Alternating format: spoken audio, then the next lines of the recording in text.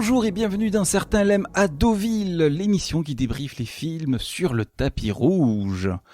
On vous l'avait annoncé et ça y est, l'équipe de Clac, ou CLAD pour l'occasion, débarque au 46e festival du film américain de Deauville. C'est le cinéma américain de Deauville, mais bon c'est parti, c'est enregistré dans la boîte maintenant. Je suis Thomas et avec moi ce soir autour de la table, mon binôme de toujours, Thierry. Salut. Également un autre acolyte habituel, un autre habitué de Clac, Marwan. Bonsoir. Et Valentin, que les fidèles de l'émission reconnaîtront puisqu'il nous accompagnait déjà pendant le PIF 2019. Bonsoir Valentin. Bonsoir Thomas. Bonsoir messieurs. On reviendra ensemble et même avec nos invités. Bon, ils sont pas là ce soir parce qu'on n'aura pas tout le monde tous les soirs. Hein. C'est éprouvant les festivals. Hein, il y a beaucoup de films à voir. On reviendra sur les films projetés pendant le festoche, donc du 4 au 13 septembre 2020, avec une priorité sur les films de la compétition et les avant-premières. Est-ce que vous êtes prêts? Est-ce que vous êtes chauds, messieurs? Mais oui, mais nous sommes toujours très chauds. Comme le feu. Comme le feu. On avait très peur, parce qu'il y avait l'annulation de Cannes, il y avait la numérisation d'Annecy. C'est vrai que ça sentait pas forcément bon, cette édition. Ça sentait pas très bon, mais Cannes et Annecy sont là. Bon alors, en petit comité, mais ils sont là. D'ailleurs, aujourd'hui, on aura 2 films de Cannes à l'affiche. On aura Peninsula et Teddy. Mais on en parlera avec les films en avant-première. On commence par les films de la compétition. 15 films en compétition cette année. 3, 4 même aujourd'hui, parce qu'on a aussi... on a 4 films aujourd'hui, parce qu'on a également le film d'ouverture, qui était passé hier. On va faire un bloc, on va tout faire d'un coup. Aujourd'hui, Minari, The Assistant et Sound of Metal. Sound of Metal. Oh oui, l'âme de hard rocker est là, Thierry. Oh oui. On le sent. La compétition sélectionnée par Bruno Bard, directeur du festival, et avec les jurys qui vont avoir le choix à faire dans cette compétition. Le jury de Vanessa Paradis, qui préside, et aussi un jury révélation, présidé par Rebecca Zlotowski. C'est un sacré plaisir. Bon, alors après, les jurys de Deauville, moi j'étais là l'année dernière, c'était déjà un sacré plaisir. Il y avait toujours du beau monde, mais là, c'est le feu, quoi, cette année aussi, en termes de jury. Ouais, c'est vrai que c'est assez impressionnant de voir, encore une fois, même des jeunes réalisatrices qui ont fait qu'un film comme Mounia Médour avec Papicha, être présentes ici, puis et voir des acteurs confirmés comme Vincent Lacoste. Vincent Lacoste, puis même voir tout ce beau monde, c'est toujours agréable. En plus, maintenant, on a un côté un peu masqué, on a l'impression en même temps d'être au carnaval, c'est pas mal, j'aime bien. Oui, alors après, je suis petite déception pour ceux qui attendent sur le tapis rouge, je sais pas trop ce que ça donne, mais voir passer les stars avec le masque plus les lunettes de soleil. En grande majorité, ils les retirent quand tu vois ce qui est filmé. Ils s'arrêtent au moins le temps de faire 2-3 photos. Mais ça apporte quelques petites choses positives aussi, parce que tout à l'heure, nous sommes passés, nous, sur le tapis rouge, et on pouvait saluer la foule. Alors, il y a une dame assez âgée qui nous a répondu. Mais non. Elle s'est peut-être dit que c'était des gens connus. Tu vois, il y a ce petit avantage. Tout à coup, tu peux devenir, grâce à ton masque, un people. Mais bon, alors le tapis rouge, les people, c'est bien, mais on n'est pas là pour le tapis rouge, on n'est pas là pour les people. Alors que je renverse ma flotte sur l'ordinateur, c'est génial en début d'émission, c'est super, tout va bien, les aléas du direct, enregistrés. À la compète, on va commencer par le film qui a ouvert la compétition, qui a ouvert même le festival, qui a été projeté vendredi. Pour l'ouverture du festival, Minari de Lee Isaac Chung. Alors, d'origine coréenne, mais américain. L'histoire d'une famille d'origine sud-coréenne qui s'installe en Arkansas avec un père qui veut faire pousser des légumes coréens. Et une maman qui était pas trop pour. Voilà. Et un petit garçon qui s'amuse. Et une mamie qui débarque de Corée aussi, qui va devoir faire connaissance avec le petit garçon. Une petite histoire de famille toute mignonne pour commencer. Oui, Marwan. Quand on lit ce synopsis, on a l'impression de voir un devoir de vacances d'un jeune réal qui veut aller à Sundance. Et en réalité, c'est un peu le cas, mais je trouve que ça dépasse ce cadre-là.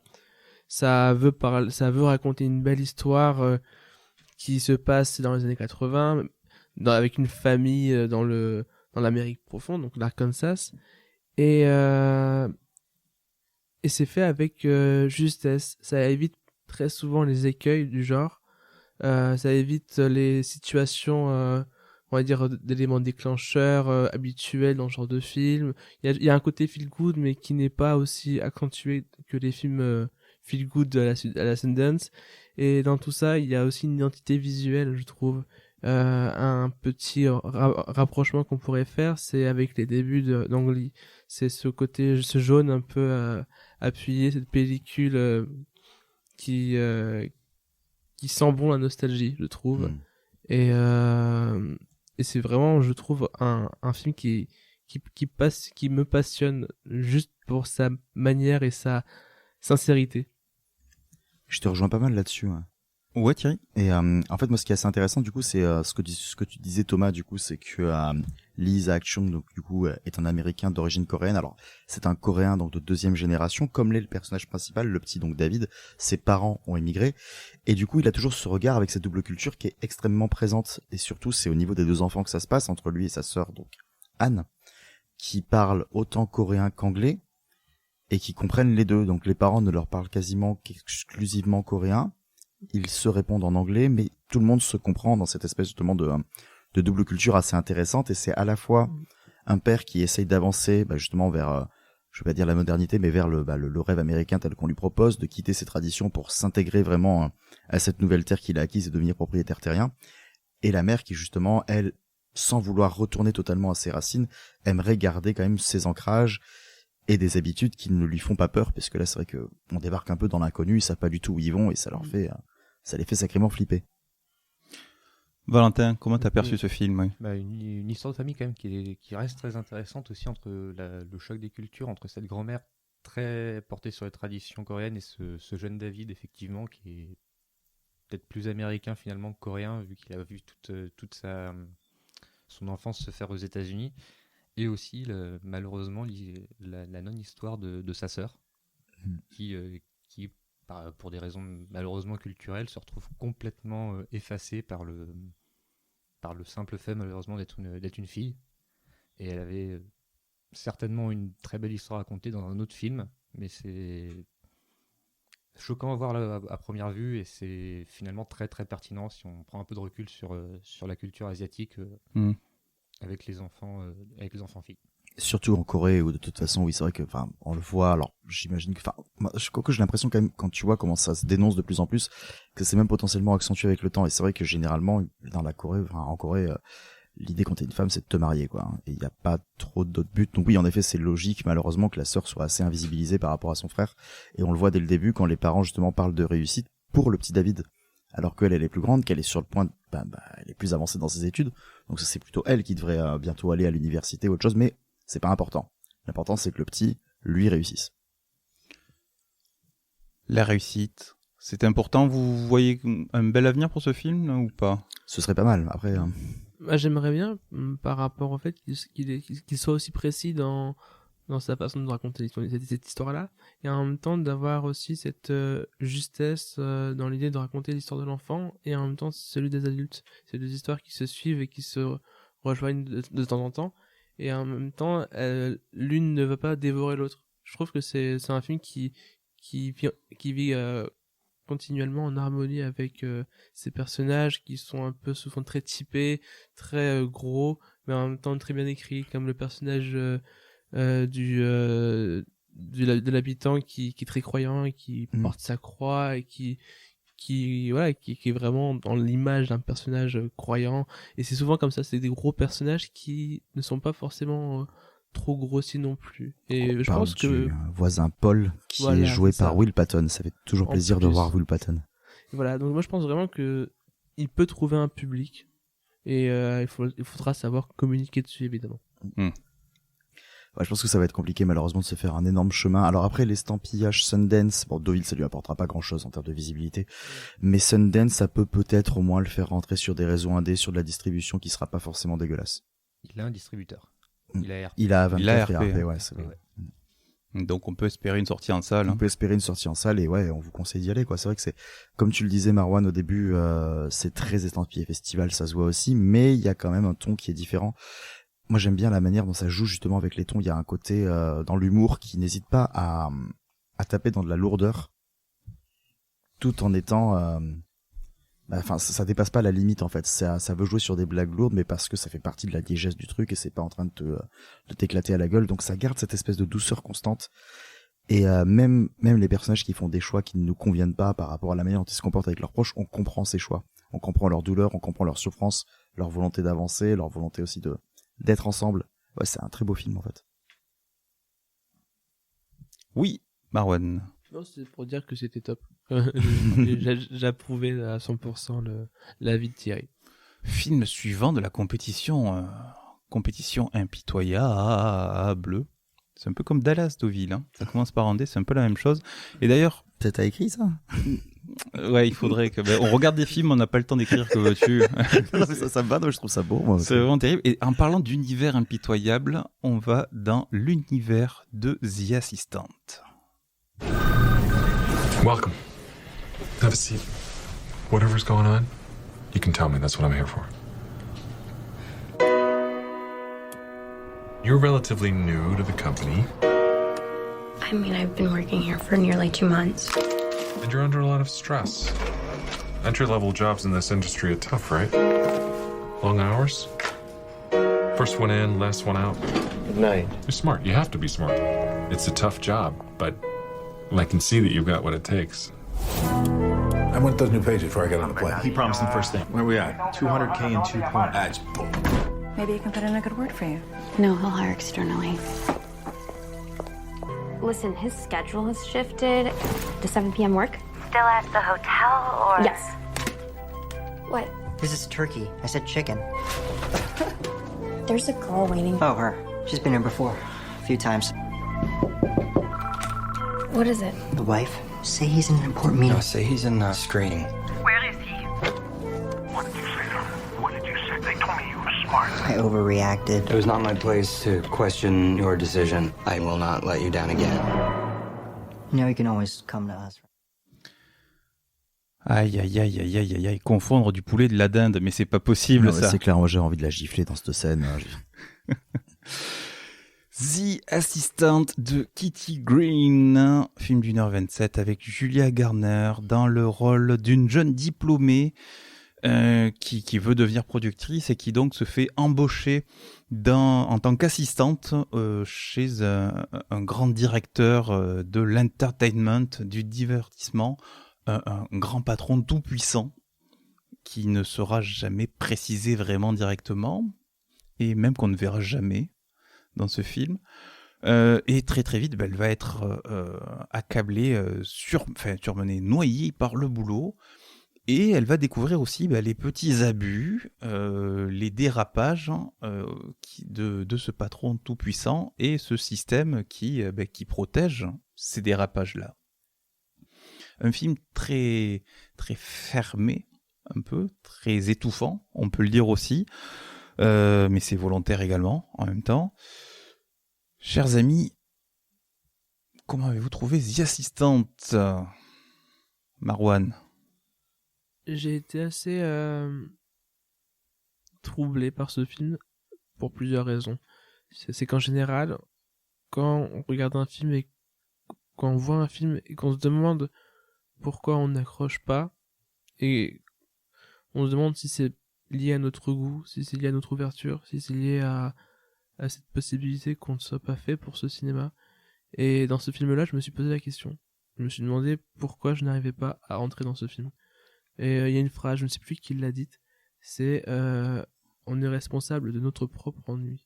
Et dans cette exposition très longue pour moi, dans ce personnage qui passe la journée à remplir des missions, à répéter les choses, à être aliéné par son travail, il est possible que l'on s'ennuie. Et pourquoi pas? Et j'ai particulièrement eu du mal. Et je pense que finalement, ça aurait fonctionné si elle avait appuyé davantage ce principe-là. Et malheureusement, ce n'est pas le cas parce qu'elle par la suite va changer totalement de forme et rendre la chose beaucoup plus lisse, beaucoup plus présentable et en rythmant davantage les actions de son personnage qui va avoir des antagonistes et c'est peut-être dommage, mais en même temps c'est des scènes magnifiques et c'est ça qui m'embête. Je suis devant ce film dans une contradiction totale. J'ai l'impression de m'être ennuyé, mais en même temps d'y avoir vu du vrai. Et donc voilà, je suis troublé. Je l'ai pas aimé, mais je l'ai pas détesté non plus. Aïe aïe aïe aïe aïe.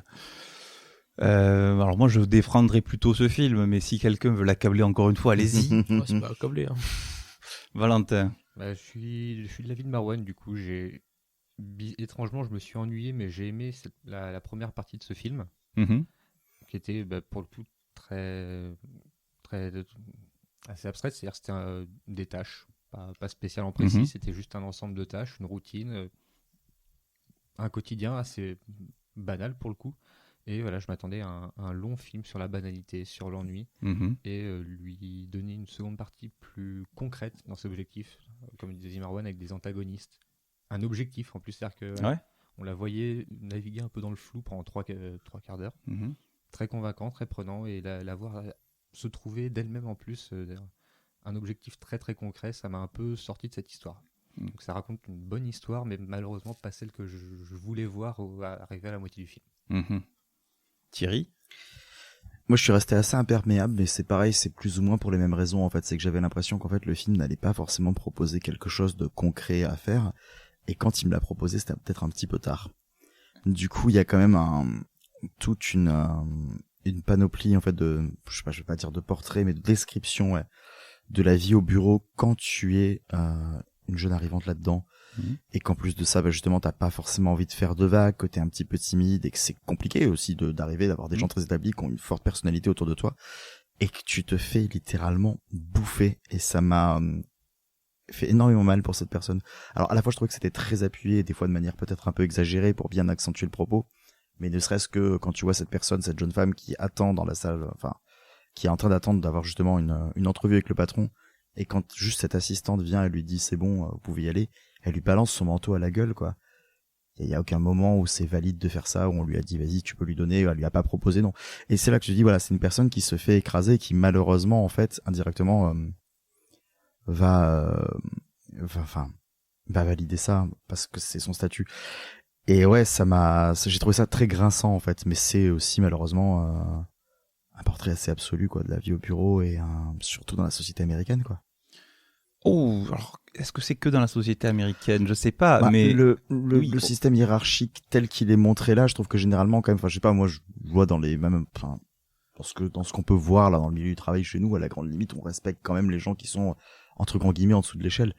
Sauf quand c'est vraiment très bas malheureusement. Ici là, on est dans un milieu où les places sont très très chères. Alors après, oui voilà, c'est l'assistante du big boss de l'entertainment, donc d'un métier qui fait rêver, quelqu'un qui a beaucoup de pouvoir. Et effectivement, on a oui, c'est vrai que les défauts font ses qualités. C'est parce que c'est par rapport à ce qu'il défend. C'est-à-dire qu'on voit une succession de tâches, effectivement, c'est très assommant. On perd la notion du temps parce que ce sont des petites tâches qui s'accumulent. On est exténué même en la regardant. Alors bon, moi, il faut dire que je suis arrivé un peu en retard, donc je l'ai vu sur les marches. Voilà. Donc j'étais en 4DX pour ce film.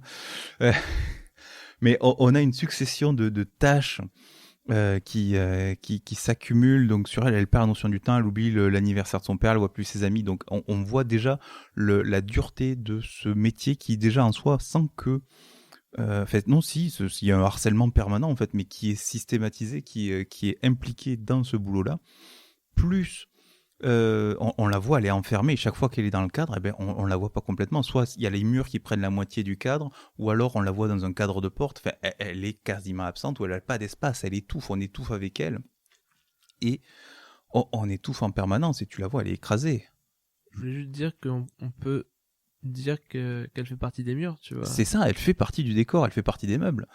Et donc, et par contre, le jour où il y a un petit accro, bam, elle s'en prend plein la tronche. Par contre, quand ça se passe bien, on lui dit pas. Et il y a ce côté-là, et il y a aussi le côté harcèlement sexuel. Alors, elle est pas directement touché parce que elle n'est pas le genre du boss. Mais ça, c'est ce genre de choses. C'est aussi ce que dénonce le film dans sa deuxième moitié plutôt, c'est que petit à petit il y a des petits détails, mais c'est jamais direct. Et c'est ça que j'apprécie, c'est que c'est pas New Your Face, c'est que c'est plus proche de la réalité. C'est-à-dire c'est des on-dit, c'est des blagues des heures, c'est des trucs bizarres dans la compta, c'est-à-dire il y a un chèque, il n'y a pas d'ordre. C'est il y a une assistante qui est logée à un hôtel et puis le patron disparaît au moment où l'assistante est logée à l'hôtel. C'est une succession de choses, il n'y a rien de concret. D'ailleurs, quand elle va voir un avocat pour aller dénoncer ça, il n'y a finalement rien de concret. Il y a des discussions où on se dit il pourrait y avoir quelque chose, ou peut-être qu'on se fait des idées, ou peut-être qu'en fait il y a un truc, mais il y a un truc qui flotte. Et donc finalement, elle est convaincue que ça vaut pas le coup, donc elle lâche l'affaire. Et au moment où elle lâche l'affaire, il y a quelqu'un qui balance une phrase.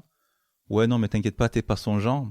Ou alors, oui, ça aurait pu être dangereux, mais t'inquiète pas. Ou fait, qui confirme en fait l'inquiétude qu'elle avait au départ. Et ce système qui l'écrase et qui la maintient là-dedans, qui lui fait continuer. Et c'est très descriptif et on comprend comment des personnages décriés comme on va prendre au hasard Weinstein par exemple ont pu faire autant de choses, ont pu avoir autant de pouvoir parce que le système est comme ça et qu'il n'y a rien qui peut les empêcher parce que individuellement les employés n'ont pas la capacité forcément s'ils sont pas victimes directes de faire quoi que ce soit. Ouais. Et j'entendais, je chopais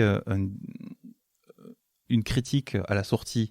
Il y avait une discussion à la sortie de la salle un mec qui disait mais c'est dommage, il n'y a pas de chute. Et bien en fait c'est ça le point, c'est qu'il n'y a pas de chute en fait, c'est que c'est une continuité, que ça continue, et c'est ça que ça veut dénoncer, c'est qu'en fait il n'y a pas de dénouement. Bien sûr. C'était une forme de complicité indirecte en plus par toutes ces personnes qui soupçonnent tous des choses mais qui par peur de perdre leur boulot, pour des raisons qui peuvent tout à fait se comprendre aussi, par peur de cette personne de pouvoir, ne vont pas s'impliquer, ne vont pas se mouiller parce qu'elles ont peur justement que ça les éclabousse. Et c'est assez intéressant. Ouais. Et donc c'est ça. Et donc son propos, qui justement dans sa forme raconte énormément de choses, est celui qui va peut-être l'empêcher en réalité d'être distribué correctement. en plus de vouloir à tout prix respecter l'unité de temps et l'unité de lieu, je trouve, et peut-être cette idée de rendre ça un peu plus théâtral, plus rendre ça plus de rendre ça plus serré et le rendre plus métaphorique. The Assistant, donc de Kitty Green, film en compétition. On continue avec la compétition, alors que Marwan se sert un petit verre d'eau. Voilà, faites la pause, on est à l'arrêt au stand avant le prochain film, Sound of Metal, avec du gros son qui tâche. Alors là, on n'a pas beaucoup de son, on a juste une photo, voilà, pour vous dire sur le film, vous dire à quel point on en est. Sound of Metal, donc, de... je chope ma fiche, voilà. Darius Marder. Oh, de Darius Marder, yeah. L'histoire d'un batteur de métal, voilà, comme ça au moins c'est très très simple, qui tape comme un sourd, qui ne met pas de casque anti-bruit, et arrive ce qui devait arriver, il devient sourd. Ah bah tiens. Ballot alors. 2 heures de reconstruction, de quête de soi-même. Va-t-il retrouver avec sa copine va-t-il pouvoir reprendre sa vie d'antan va-t-il retomber dans les vieux démons de la drogue? Suspense. Un film qui travaille beaucoup sur le bruit. Est-ce que ça flattait vos oreilles? Un film qui travaille beaucoup sur le bruit et à la fois pas assez. Alors je sais pas si c'était le mixage au CID peut-être aussi qui peut jouer là-dessus. Mais au début, quand il monte la première scène justement de musique, où là on veut pas encore nous montrer qu'il a des problèmes, on veut juste nous montrer voilà la musique qu'il joue. Et le mixage était dégueulasse. On n'entendait rien, j'étais là, enfin c'était pas beau. Je me suis dit pour un film qui s'est vanté de travailler sur le son, c'est pas fou. Mais par contre, à partir du moment où on va jouer sur la surdité, même si c'est très exagéré, très poussé, que c'est très cyclique, il y a justement le travail sur les acouphènes, le travail sur le son qui disparaît peu à peu, sur la perception un peu étrange des sons, la façon dont ils se distordent, et ça j'ai trouvé ça très intéressant et vraiment bien gaulé. Mais je crois que le problème de surdité commence dès le début en fait. Ah, c'est pas forcément montré pour moi, enfin on voit la première scène de concert qui là pour moi expose juste le truc, enfin qui pour moi ça me semblerait logique qu'elle soit claire. D'ailleurs même on voyait les sous-titres pour parce qu'ils ont mis des sous-titres pour sourds et malentendants justement pour que tout le monde ait la même expérience. Et là-dedans, il n'est pas précisé, alors qu'à chaque fois, par contre, que ça commence justement à avoir des différences de tonalité, on le précise. Et là, c'était pas le cas. Donc pour moi, c'était une façon d'exposer le truc, de te dire, voilà ce qu'il joue, voilà ce que ça va causer. Donc cette première scène, c'était un peu dommage, mais bon après, ça se rattrape et voilà. Au final, c'est sûrement une question de mixage, peut-être que le son, enfin, dans de meilleures conditions, ça passerait mieux. Mais le travail, en tout cas sur le son, ouais, est assez, c'est le point fort du film. Hein. Je pense qu'il y a pas de doute là-dessus. Par contre, il y a beaucoup de points faibles. On va y venir. On y vient tout de suite mes parce collègues. que oui, qui vont prendre Marwan. Alors pour les points faibles, c'est pas très gentil de me pointer du doigt pour que je dise les points faibles, mais je vais les dire. Alors je trouve très très mal rythmé, dans l'idée que c'est un film beaucoup trop long, qui dure à peu près 2h, 2h10, et qui mériterait de durer peut-être 1h20. Parce que j'ai l'impression qu'il y a cette envie de faire ressentir ce que vit le personnage, et l'immersion ne peut qu'exister que en essayant d'imprégner par l'image et par le son, mais imprégner par l'image en essayant vraiment de donner au spectateur la possibilité juste de s'étendre dans des scènes lentes ou des scènes qui d'un coup sont montées étrangement, fait que qu'on se lasse, qu'on se pose des questions, qu'on se demande à quoi cette scène, quelle est l'utilité des scènes en fait. Et c'est dans ça que j'ai eu du mal à apprécier le film. C'est aussi je trouve, j'aime beaucoup l'interprétation des acteurs. Olivia Cooke et Riz Ahmed sont, je trouve, assez bons. Mais étrangement, Riz Ahmed, je trouvais bon, mais en même temps, je n'arrivais pas à me convaincre de de son personnage. Donc je pense que c'est davantage dans l'écriture du personnage, donc dans ce qui a été écrit, et parce que j'ai vraiment cette impression que c'est une coquille vide, que c'est juste une sorte de personnage archétypal qui doit réagir, et parfois de façon un peu je trouve robotisée, et c'est dommage, ça manque de vie, et c'est d'autant plus terrible quand on voit l'effort fait dans son travail sonore, dans son mixage, et même dans sa photographie qui est plutôt agréable. Valentin ? Ouais, donc pour revenir sur le côté coquille vide et un peu robotique du personnage, ça se ressent même dans son côté d'acceptation de sa situation, qui se fait par étapes très brusques, où il a certainement eu les pires médecins du monde aussi, certainement. Et au final, il réagit, il est dans la réaction pure à chaque fois, sans recul, et il se retrouve à chaque action au pied du mur, et il repart à zéro. Et il se retrouve face à un problème, et il repart à zéro. Il évolue pas, en fait. Il apprend pas, il évolue pas, et il n'apporte rien, malheureusement, quoi. Aïe. C'est dur pour son off metal. Thierry, tu veux en rajouter un petit coup, là, t'en cognais ?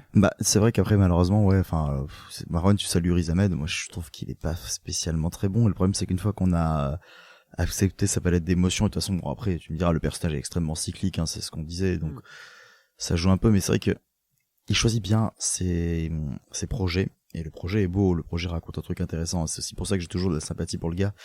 Il joue un peu toujours la même chose, quoi, et c'est toujours une espèce d'expression décontenancée tout le temps d'absolument tout. Et t'as pas vu Venom?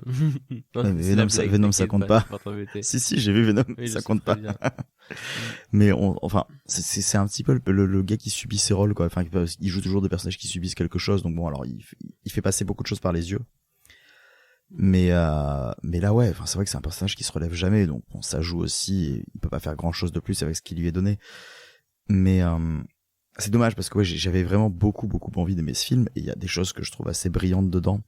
Mais c'est vrai qu'en général, c'est pas terrible. Et puis c'est vrai qu'après, bon, jouer sur le côté, ça c'est un détail. Il aurait pu prendre n'importe quoi, il a choisi ça, pourquoi pas. Mais choisir le côté de la musique métal pour faire c'est parce que tu joues du métal que t'es sourd, parce que quand tu joues du métal, tu tapes comme un bourrin. Dans le milieu métal, je crois que c'est là que les batteurs se protègent le plus les oreilles. Quand tu regardes le nombre de batteurs sourds, je veux dire, Phil Collins n'est pas un batteur de métal. Il est sourd, il a fait du jazz. Bon, voilà, c'est pas vraiment courant, quoi. Évidemment qu'il y a eu des gens qui mettent pas de bouchon d'oreille en concert, il y en a partout, mais dans le métal, c'est quand même le milieu où on se protège vraiment bien pour avoir fait beaucoup de festivals, et ce qu'on voit pas dans les choses généralistes, parce qu'on considère que c'est moins violent. donc que ça nécessite moins de protection. Donc voilà, enfin c'était un raccourci qui m'a un petit peu agacé, et puis surtout ça les fait passer pour c'est des sauvages qui n'ont pas de vie, alors c'est pour ça qu'ils jouent de la musique violente, et j'étais là, mais enfin il y a quand même autre chose dans cette musique, faut peut-être pas la réduire à ça. Mais bon, ça c'était juste un détail, il aurait pu choisir n'importe quoi d'autre, et il y a un côté animal et bestial qui se relâche et qui est intéressant à voir grâce à ça. Et puis il y a Mathieu Amalric. Il y a Mathieu Amalric, et ça et c'est Arthur cool. H, qui a écrit une chanson. Oh, mais qui ne chante pas. Il fait juste C'est un ça. caméo. Il fait juste un caméo. Non, la dernière fois qu'on l'a vu, il était tout nu chez Jodorowsky, ça nous avait déjà ravis. Ça va, ça suffit. Voilà. Arthur H. Et qui a une carrière dans le cinéma indé. Voilà, c'est acté. Ça y est, c'est acté. Voilà pour la compète. Bon, maintenant on veut les grosses affiches. Hein, les films en avant-première, ceux qui sortiront chez nous. Et parmi les avant-premières des films cannois. Et oui, parce qu'une année sans festival de Cannes, ce n'est pas vraiment une année de cinéma. Et pour pallier au manque du printemps, Deauville invite La Croisette. 9 films de la sélection officielle cannoise, sur 56, sont projetés cette année au festival de Deauville. Et on en a déjà eu 2 aujourd'hui. Peninsula du coréen Young Chang-ho, la fameuse suite du dernier Train pour Busan qui avait fait sensation. Et également Teddy, dont nous parlerons juste après. Peninsula, évidemment, je pense que beaucoup d'auditeurs l'attendent. Petit extrait de bande-annonce. 미쳤어? 거길 또 들어간다고?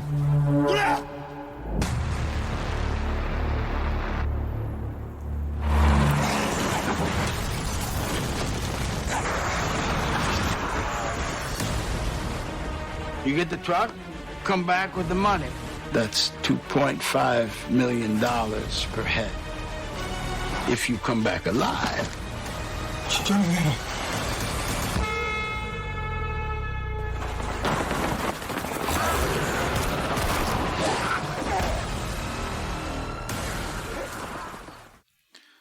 Peninsula, sorti le 21 octobre 2020, sortie prévue, hein, parce qu'on sait jamais, en cette période, il vaut mieux prévenir, c'est jamais.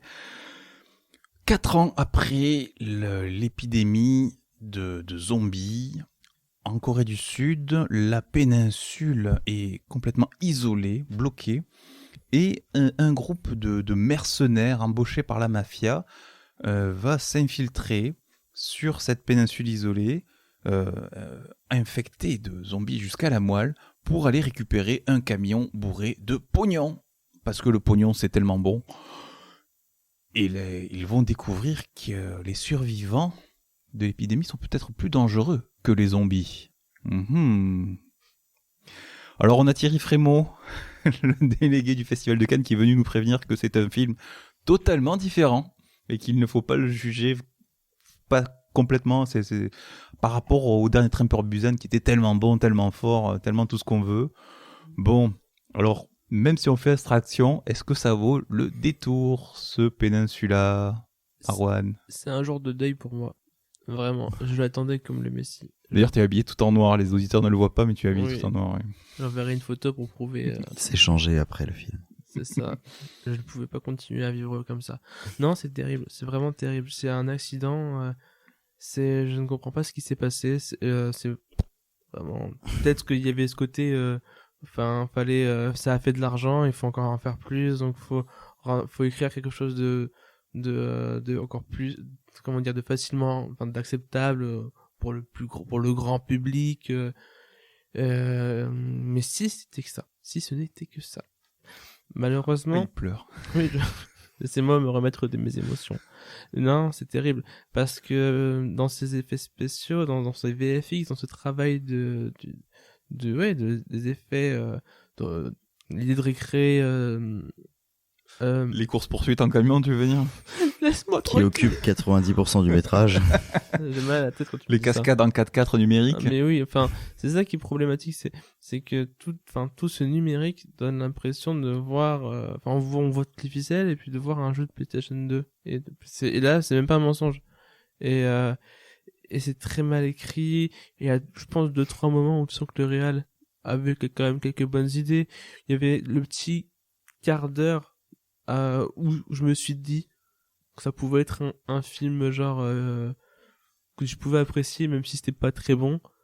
Et à un moment donné, j'ai été dégoûté. Genre, j'étais dans le ras-le-bol total. Oui, c'est ça, parce que j'ai apprécié genre, le personnage des gamines qui apparaissait, je trouve, de façon assez iconique, de façon assez impressionnante, de rien. Puis c'était ingénieux. Mais je pense que c'est le seul personnage qui était intéressant, parce que même les personnages principaux manquaient de charisme. Et là, je trouve, même pour le dernier train pour Busan, je trouvais que le père était, je trouvais, un mauvais acteur. Mais tout le reste rattrapait. Mais là, il y a rien qui ne peut rattraper le fait que le personnage principal soit pas du tout dans les cordes, quoi. Un film dans les cordes, complètement. Alors là, ouais, je peux pas trop sauver ce film. Alors c'est vrai que il y a des effets numériques très très moches. Quand on est dans le film de zombies pur, ils font super bien les zombies, ça a pas bougé. Les mecs, il y a encore les mecs, mais c'est plus exagéré encore le coup des zombies qui font des sauts périlleux en saison. Mais en fait, au début, ça peut être sympa, mais c'est tellement une accumulation qu'à la fin, ça devient un gros nanar. Moi, je pense que il faut le voir comme un nanar parce que je pense pas que ça soit mauvaisement fait exprès, c'est juste que c'est mauvais. Et c'est too much. La physique, on s'en fout. La cohérence, on s'en fout. On te pose une règle, ils y voient pas la nuit. Et du coup, ils font une nuit américaine. Alors, c'est bien pour pouvoir voir l'accent. Le problème, c'est que du coup, la règle de les zombies voient pas dans le noir, on la comprend plus. Parce qu'on y voit tout le temps. Et c'est que des trucs comme ça, on comprend pas ce qu'ils veulent faire. Il y a une course-poursuite à la fin. Si vous comprenez comment ça se passe et où sont les voitures les unes par rapport aux autres. À chaque fois qu'un véhicule se crachait, je me disais, bon, il y a tel personnage dedans, il est temps d'attraper ma manette, la cinématique est finie. Ouais, il y a pas grand-chose. Et puis, les violons de la fin. Ah non, mais interminable. La fin, c'était... Et les ralentis. Même à l'ouverture, les ralentis, Valentin pourra en dire même davantage, c'est que, même par rapport à tous ces effets totalement ridicules, c'est que il durait 15 minutes. Ouais, et puis pour un peu je pense pour un peu le défendre, ils ont pas eu les moyens de leur ambition aussi, je pense. Bien sûr. Le film a coûté 16 millions de dollars, je crois, on a regardé, ce qui est ridicule pour la débauche d'effets spéciaux qu'ils mettent dans tout le film, à savoir 95% des plans, il y a pas un décor réel, il y a pas les voitures réelles sont là juste en élément de décor, dès qu'elles bougent, elles sont en effet numérique. Donc ils ont pas eu le budget à la hauteur de leurs ambitions, ou alors ils ont eu trop d'ambition par rapport au budget qu'ils avaient, quoi. Ah mais clairement. Et en fait, le seul truc que je pourrais te dire, à la limite, pour pas forcément le défendre, mais pour le seul truc qui est appréciable dans Peninsula, c'est l'intention. Et l'intention était juste de ne pas refaire Dernier Train pour Busan et de ne pas refaire Seoul Station. Qui du coup, en soi, voilà, il a voulu faire 3 films de zombies qui sont totalement différents, sauf que là, il a voulu beaucoup trop lier les univers, quitte à ramener des personnages pour flatter le fan, au lieu de proposer quelque chose de totalement nouveau. Donc là, il nous propose quoi? Une espèce de chasse au trésor dans un univers de zombies. Et ça aurait pu potentiellement marcher sur le papier. Moi, j'y vois, c'est ce que je disais, au final, je vais répéter des trucs qu'on s'est déjà dit, j'y vois un effet Nolan, dans le sens où le Dernier Train pour Busan, c'est un espace clos, qui fait un peu penser même à Snowpiercer ou quoi que ce soit, où ça va évoluer par niveau, chaque wagon est à un nouveau niveau, il va falloir trouver des façons, justement, par le noir, par plein de trucs, de les faire avancer jusqu'au wagon de tête. Et là, il se débrouille très bien, sa mise en scène est inventive, il y a plein de trucs. Dès l'instant qu'on lui ouvre toutes les vannes, qu'on le met dans un bac à sable gigantesque et qu'on lui dit, voilà, là, t'as un énorme terrain, c'est une map de Call of, éclate-toi, il sait plus quoi montrer, quoi, donc il essaie de montrer plein de trucs, et ça part dans tous les sens. Et c'est vrai que là, Thomas, toi, tu parlais des zombies, je les trouve pas spécialement bien faits, parce qu'on avait un film qui a joué en plus d'économie de moyens, parce qu'il coûtait beaucoup moins cher, l'autre coûtait 8 millions, ce qui est assez conséquent quand même, mais c'est vrai que du coup, on jouait de maquillage, s'il y avait que des acteurs, il y avait des milliers de figurants, du coup, qui jouaient ces zombies, qui avaient des petits effets d'accéléré sur eux pour faire une espèce de meute assoiffée de sang. Là, à part dans les gros plans, quand ils sont calmes, quand c'est de la transformation, quand ils commencent à attaquer, c'est que du CGI, donc on a des nuées de gens qui courent numériquement, et c'est dégueulasse quand ils se font faucher par des bagnoles, vraiment, c'est des PNJ qui pètent, quoi. Ah, mais là, c'est parce que ça, c'est du numérique. Voilà, oui, c'est ce que je dis, là, c'est du CGI. Donc on a plus cette espèce d'effet organique qui faisait qu'on croyait à ces zombies, en fait, à partir du moment où ils sont pas en gros plan, en train d'attaquer, dans un moment où on se dit, là, tu crains pour ta vie, t'es tout seul face à ce truc devant un mur. Et là, c'est pas le cas, quoi. Ils sont en bagnole, on en fait péter plein, c'est rigolo. Et du coup, qu'est-ce qu'on met à la place? Parce que il y a un côté 28 jours plus tard, ce que je disais, on joue, l'épidémie est déjà arrivée, ça se passe 4 ans plus tard, on peut plus jouer sur le côté l'infection, on sait pas trop encore ce que c'est, là on est obligé de savoir ce que c'est. comment est-ce qu'on la combat? Bon, on retourne dedans, on fout un pataquès. Pourquoi pas? Et du coup, qu'est-ce qu'on va rajouter pour qu'il y ait de l'enjeu? On va rajouter des méchants militaires qui sont quand même vraiment écrits avec le sgeg, quoi. Je veux dire, c'est je veux dire, le seul truc qu'ils ont trouvé pour les rendre très méchants, c'est vu qu'ils sont là depuis un moment, ils sont tous devenus fous. C'est tout. Mais je trouve qu'en plus de ça, c'est que au départ, je trouvais quand même pareil, enfin la tension intéressante, parce que l'idée de mettre en quarantaine tout un pays était pour moi quelque chose qui pouvait créer de l'enjeu. Et dans cela, l'enjeu n'était pas présent dans le film. Parce que au départ, cette idée de commando pour récupérer de l'argent, mais finalement, il rencontre des personnes qu'il avait croisées auparavant, c'est quelque chose qui va par la suite avec les enfants rendre le récit beaucoup moins attractif et beaucoup plus prévisible. Et ça, c'est encore une fois très dommage dans ce qui était proposé. Et je pense qu'il a un peu vendu son âme dans ce film, parce que il n'était pas aussi gentil dans le dernier Train pour Busan. Ah non. Et je sais pas, je vais pas spoiler, mais là il est très gentil et ça en devient de la parodie. Et ça, c'est dommage. Et pour le coup, juste avec les premières minutes, j'avais envie dans l'explication de l'histoire et puis étendue, d'en savoir plus et de savoir comment les gens à l'intérieur évoluaient. Mais le problème, c'est que c'est des tropes de films de zombies, ou même pas des films de zombies, des séries, genre à la The Walking Dead, parce que tous ces trucs-là, on les a déjà croisés dans toutes les histoires possibles et inimaginables. Et ces personnages-là n'ont aucune profondeur, c'est vraiment que encore une fois des coquilles vides.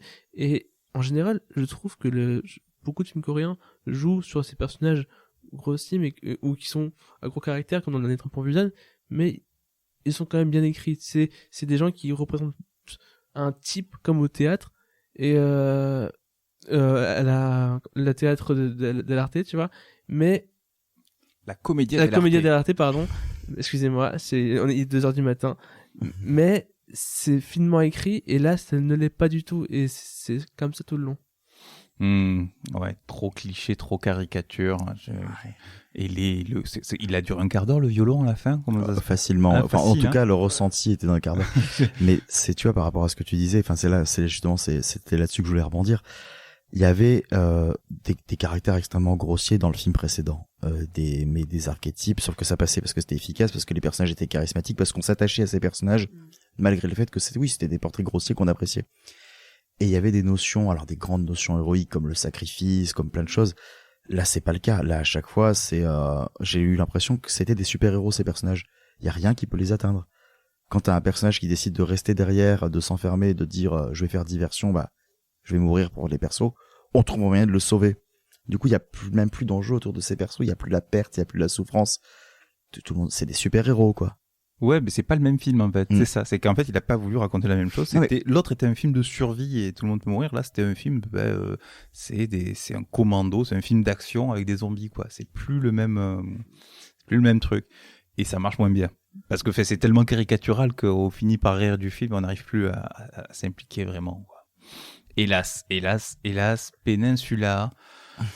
Voilà, bon, 21 octobre 2020 chez nous, si tout va bien.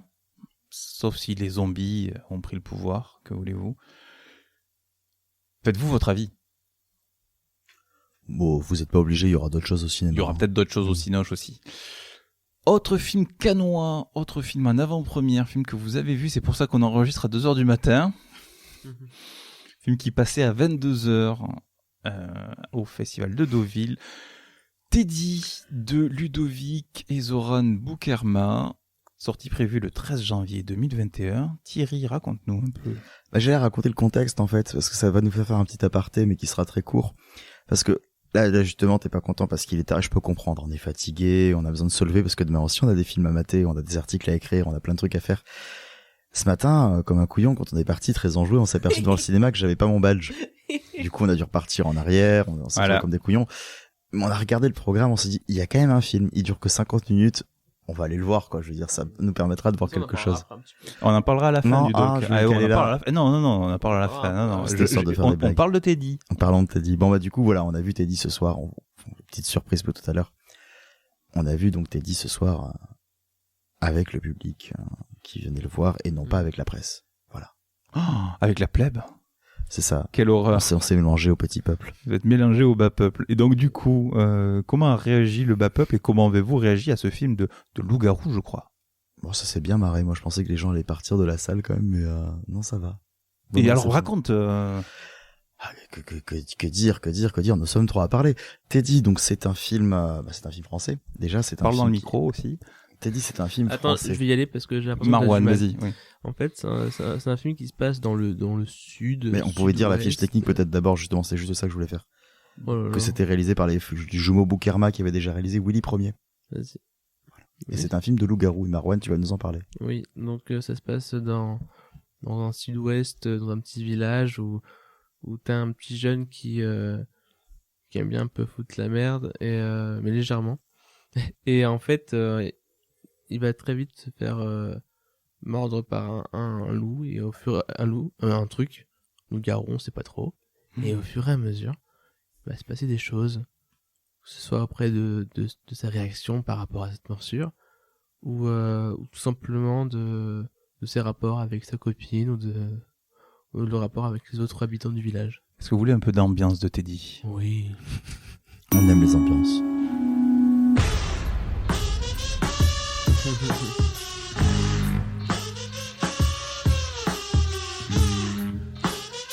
Je sais pas ce que c'était, mais en tout cas, il n'y a plus rien. Je vous jure, hier, il y avait des poils. T'avais fumé un peu quand même hier? Non. Non? Non. T'es sûr? On a pris des champis avec ma copine, mais on en prend souvent. M'étonne pas que tu aies eu des poils sur la langue et que tu les as rasés. Si tu te mets à hurler à la lune ou à te transformer en loup-garou, tu pourras revenir me voir. C'est drôle, ça. Mais non, je plaisante. On est médecin, mais on a de l'humour quand même. 12-8.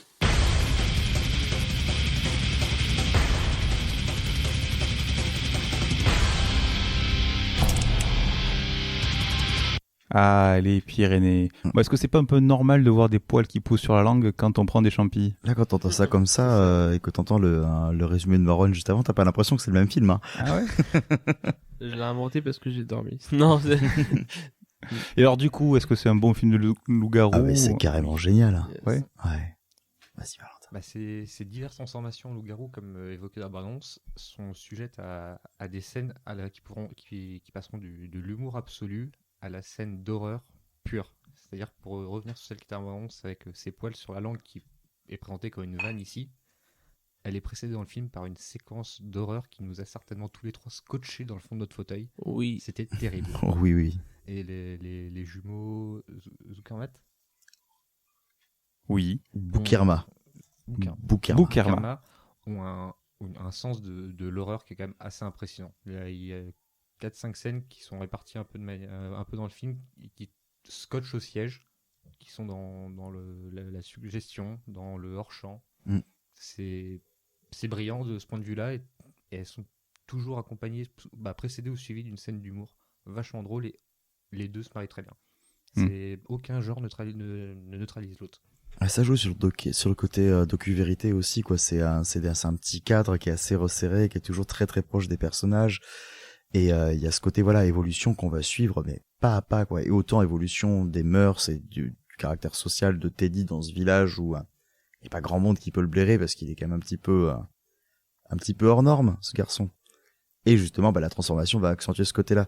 On y voit deux relectures qui sont assez intéressantes. C'est la relecture de La Mouche de Cronenberg, où on va voir la transformation peu à peu avec le mec qui va se découvrir de nouveaux atours physiques, justement, les poils sur la langue, les poils dans les yeux, plein de petites choses qui vont commencer à le transformer peu à peu physiquement, et il a du mal à le vivre, il a du mal à le comprendre aussi, puisque comme dans le mythe du loup-garou, une fois qu'on a fait nos conneries, on oublie, évidemment. Et il y a aussi une relecture, et ça c'est ce qu'on a vu, de Carrie au bal du diable, qui même tu retirerais en fait le côté loup-garou, tu pourrais l'avoir, parce qu'il y a le côté le marginal qui n'a pas fait qui est même pas allé jusqu'au lycée, qui a sa copine, qui l'aime beaucoup, mais il y a tous les mecs qui aimeraient bien tourner autour de sa copine et qui le méprisent aussi à cause de ça, et qui vont le bisuter en fonction, qui vont se foutre de sa gueule régulièrement, et lui qui a toute cette colère qui monte en lui, cette envie de vengeance, et en plus il va commencer à le sauver dans un gymnase, je veux dire, on est quand même en plein dans Carrie, quoi, et c'est super chouette de jouer sur ces relectures sans forcément trop les appuyer, en se disant ceux qui connaissent ces films-là vont apprécier, mais ça te propose quelque chose de totalement différent et voilà, un mythe du loup-garou totalement burlesque et décalé, quoi. C'est super chouette. Donc un film qu'on va surveiller. On va surveiller la sortie, prévue pour janvier 2021. Non, puis en plus, il faut souligner que Anthony Bajon est un acteur à en devenir et qui montre déjà aujourd'hui quelque chose de très très fort. Il arrive à aspirer la caméra, à hypnotiser les spectateurs, et c'est impressionnant parce que dès l'ouverture, dès ses premières répliques, dès ses premiers gestes, on est fasciné et en même temps mort de rire, et parce qu'il arrive à nous amener là où il le souhaite, et mais je pense que tout est fait tout est vraiment fait au poil de cul, c'est-à-dire que les dialogues sont ciselés à la perfection. On sent qu'il y a un sens du rythme, et c'est pas vraiment, je trouve, des dialogues juste pour la punchline. Il joue beaucoup avec l'accent, sans forcément s'en moquer, hein, mais avec l'accent pour au contraire donner un nouveau rythme, pour jouer avec aussi avec le personnage de Anthony Bajon qui lui va qui va avoir des discussions totalement folles avec sa petite amie. Mais c'est ce que tu disais toi, Valentin, sur Anthony Bajon, c'est que au final il a même limite pas besoin de jouer, quoi. Dès l'instant qu'il est à l'écran et qu'on a son visage, il est tellement expressif qu'il le met en lumière et c'est déjà gagné. Donc en plus de ça, il performe. Que veux-tu dire? À surveiller. Allez, il nous reste assez peu de temps, et bon, pour 2 heures sur lesquelles on va pas s'étaler, je pense, parce que pendant que vous étiez allé voir du loup-garou, moi je suis allé voir un film qui fait vraiment peur, pour d'autres raisons. Autre film en avant-première, mais pas canois, c'est bizarre. The Professor and the Madman. Non, on ne passera pas la bande-annonce. Non. On l'a vu nous-mêmes, ça nous suffit. Si vous voulez vous faire du mal, cherchez-la. Voilà. C'est un film assez effrayant, un film avec notre ami Sean Penn, notre ami Mel Gibson, Nathalie Dormer, qui hélas n'est pas sur l'affiche, pourtant elle a autant de temps à l'écran que Mel Gibson, allez comprendre. Bizarre. Et donc The Professor and the Madman, un film fin du 19e. On a l'université d'Oxford qui veut écrire un dictionnaire et qui demande à un professeur, interprété par Mel Gibson, donc qui va devoir rédiger un dictionnaire. Et comme il est un peu débordé, il lance un appel à l'aide, à candidature. Il invite les citoyens britanniques à participer. Et Sean Penn, donc qui joue un médecin enfermé à l'asile parce que bon, il fait des crises de paranoïa et puis il a buté quelqu'un. Bon, voilà. Et voilà, va l'aider, il va lui envoyer 10 000 mots, 10 000 propositions, il fait là-bas un travail de malade, il va l'aider, et donc on va voir l'amour des mots de ces deux hommes qui va les sauver et les aider à avancer dans la vie, à se remettre debout, et en même temps c'est dramatique, et en même temps c'est dur parce que il y a de la maladie, et en même temps on aime les mots, on a de la belle citation, puis en même temps il y a du violon, on a 2 heures de violon. Mais attends, parce que la bande-annonce c'est super mal montée, parce que nous ce qu'on a vu quand même c'est qu'on avait l'impression que c'était un mélange entre ça et Vidoc, parce qu'il y avait des scènes dans la bande-annonce où Sean Penn tatanait des gueules, quoi. Alors c'est la scène du début où il bute un mec au pif dans la rue. Ah d'accord, oui, parce que en fait la manière dont c'est monté, t'as l'impression que qu'il va quand même y avoir des moments d'action. T'étais là, qu'est-ce qui se passe? Et les académiciens qui débarquent. Non, vous n'écrirez pas ce dictionnaire. Et puis non, c'est Ross un par un. Non, moi en voyant la bande-annonce, j'ai cru qu'on allait voir un remake de Malmöe, The Secret Mission, qui était un film qu'on a vu au festival du film coréen, film coréen, très sympa. Où des résistants coréens vont écrire un dictionnaire coréen parce qu'ils sont sous occupation japonaise. Donc pour maintenir la langue coréenne et pour résister par la langue, créer un dictionnaire. Non, là c'est juste de la concurrence parce que c'est la concurrence entre les dictionnaires, et Oxford il passe pour des couillons parce que les autres dictionnaires sont mieux que le leur. C'est un concours de bites des gros mots. C'est ça, voilà. c'est ça. Et voilà. Et oh là là, lire c'est bien. Et oh là là, lire c'est merveilleux. Et alors oui, c'est merveilleux, c'est super. Mais pas besoin de me mettre des violons pour le comprendre. Voilà, merci. Donc voilà. Et puis ils ont mis tellement de pognon dans les violons qu'il y en a tout le temps qu'ils ont plus de budget pour un trépied. Du coup, les gros plans au numérique sur les gueules, ça fait un peu vomir. Voilà. Bon bref. Et on a de la chance, on verra pas au cinéma puisque ça va passer sur OCS, voilà. Donc je m'abonnerai pas pour ça en tout cas. Voilà. The Professor and the Madman de Farhad Safinia. Voilà. C'est une Et la nationalité du pays, c'est Irlande, France, Islande, États-Unis, Mexique, Belgique, Royaume-Uni et Hong Kong. Voilà. Bon, en gros, ils en ont chié pour le produire. C'est de la bouillie. Merci. Alors, avant de finir, allez, 2 dernières minutes. Vous avez raté le fameux Teddy, donc vous êtes rattrapé sur un documentaire. Yeah. Documentaire OCS encore. Kirk Douglas, l'indompté, puisqu'effectivement le festival de Deauville rend hommage à Kirk Douglas pendant cette édition 2020. Alors, ce doc. Il a été sacrément dompté, Kirk Douglas, dans ce documentaire. T'as pas l'impression que c'est l'enfant terrible d'Hollywood qui n'en fait qu'à sa tête. Enfin, tel qu'un titre pareil pourrait te le laisser penser. Après, c'est peut-être à mettre en parallèle avec l'humeur de ce cher Hubert Attal, réalisateur du film, qui, quand il est venu le présenter devant, était aussi convaincant que que seront les 55 minutes derrière, quoi. Je crois que, alors, faut savoir que du coup, on a la distanciation sociale au niveau des salles. Alors, autant dans le CID, on peut quand même à peu près être à côté, c'est des sièges qui sont divisés par 2. Autant quand tu débarques dans le casino, il y a vraiment un ruban qui bloque le siège, donc on peut pas s'asseoir à côté. Donc tu sais pas ce que pensent tes copains. Donc toi t'es là, tu regardes le truc, tu fais putain c'est de la merde quand même. Il est pas bien ce docu. Hein. Et puis tu rigoles, et puis t'entends des rires quoi à côté. Tu fais c'est pas marrant ça, je sais pas. Puis tu te lèves et là les trois se regardent. Et c'était de la merde. Ouais c'était de la merde. Hein. Putain, et c'était pas bien les copains. Hein. Ah c'était nul. Ah c'était pas bien non. Un beau listing Wikipédia des films de Kirk Douglas. Donc une belle petite lecture et une mise en image innommable. Il y a Windows Movie Maker, non?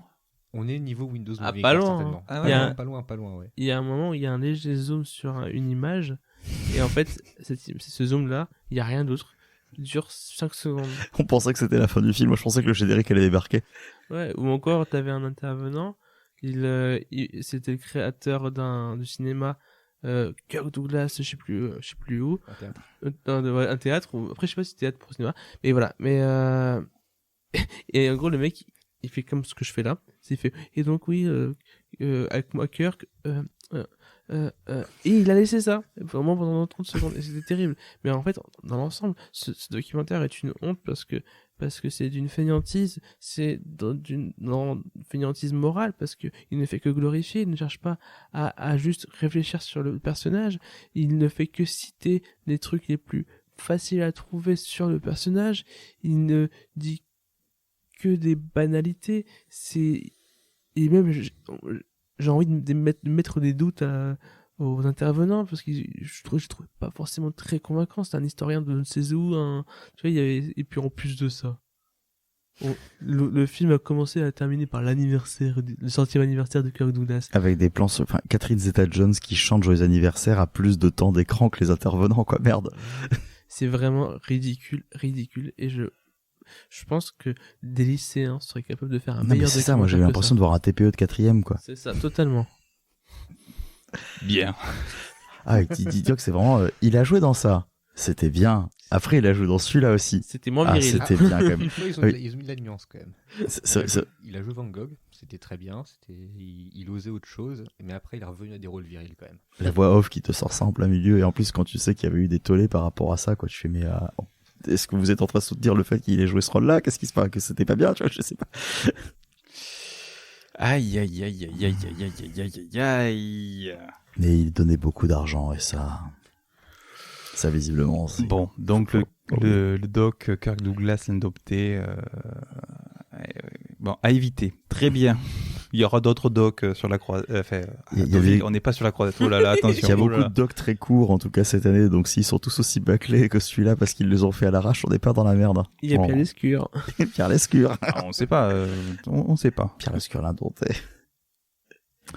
Suspense. Oui. Est-ce que vous irez si vous ratez un autre film peut-être? Pourquoi pas. On verra selon l'envie, le temps, le moment.